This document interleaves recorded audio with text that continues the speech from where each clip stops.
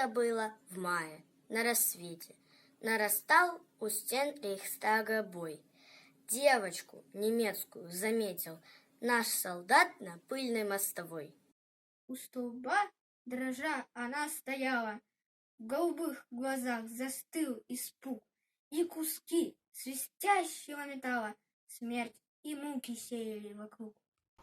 Тут он вспомнил, как, прощаясь летом, он свою дочурку целовал. Может быть, отец девчонки этой дочь его родную расстрелял. Но тогда в Берлине под обстрелом полз боец и телом заслоня девочку в коротком платье белом осторожно вынес из огня.